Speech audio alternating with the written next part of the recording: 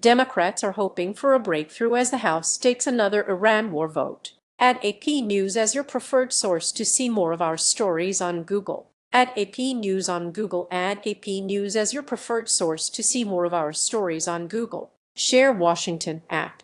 The House is expected to vote on legislation Thursday to compel President Donald Trump to withdraw from the war with Iran, a significant test of lawmakers' willingness to go along with a conflict the president launched over 2 months ago without congressional approval. The vote is the latest effort by Democrats to rein in Trump's military campaigns by using the War Powers Resolution of 1973. Previous votes on similar resolutions have failed, but Democrats are hoping that Thursday could be a turning point. One by one, a small but potentially crucial number of Republicans have sided with Democrats to check Trump's power to continue the conflict. On Tuesday, the Senate advanced another War Powers resolution on the Iran war when 4 GOP senators supported the resolution and 3 others were absent from the vote. A final vote on the Senate resolution could also come Thursday, though Republican leaders expect they'll be able to block it once every GOP senator is present.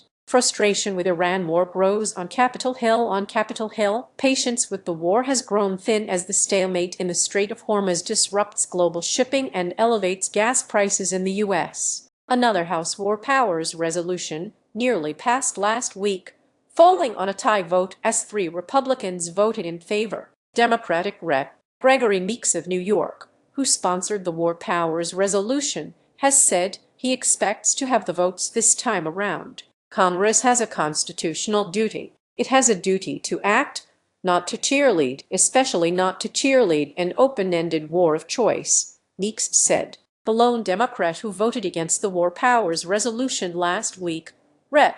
Jared Golden of Maine, has said he will vote in favor of the legislation this time. Meanwhile, leaders of both parties have been dealing with several absences that could shift the vote either way in the closely divided chamber. Republicans have been broadly supportive of Trump's efforts to destroy Iran's nuclear capabilities, but some are now saying that the president's legal timeline to wage the war without congressional approval has expired. Under the War Powers Resolution of 1973, presidents have 60 days to engage in a military conflict before Congress must either declare war or authorize the use of military force. "We have to follow the law," said Rep. Brian Fitzpatrick, a Pennsylvania Republican, shortly after he voted for an Iran War Powers resolution for the first time last week. Read more. The dispute over war powers. The White House argues that the requirements of the War Powers resolution no longer apply because of the ceasefire with Iran.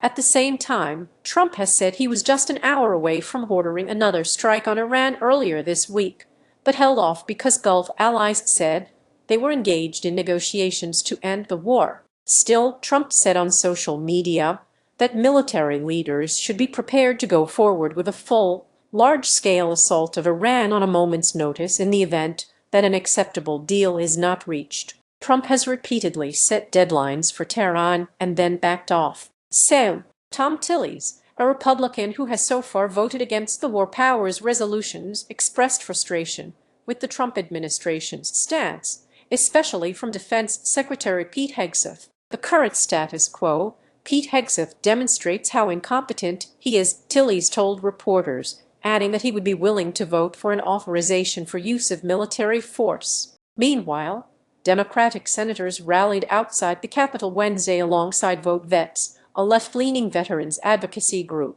They placed signs on the Capitol lawn noting that the nationwide average price of gasoline had risen to $4.53. So, Tammy Duckworth, an Illinois Democrat who served in the Iraq War with the Air National Guard, argued that the Iran war has amounted to a strategic blunder for Trump. "Trump started a war, and he's made things worse than before," Duckworth said, pointing to Iran's new leadership and the country's willingness to put a chokehold on commercial shipping through the Strait of Hormuz. Republican leaders praised Trump for taking what they said was bold action to directly confront Iran, a nation that has been a U.S. adversary for decades. "I'm an American. I don't believe in getting hit and walking away and pretending as though it didn't happen," said Rep. Brian Mast, the Republican chair of the House Foreign Affairs Committee. For Congress, The growing momentum to pass a war powers resolution could eventually lead to a legal showdown over who has the final authority over military conflicts.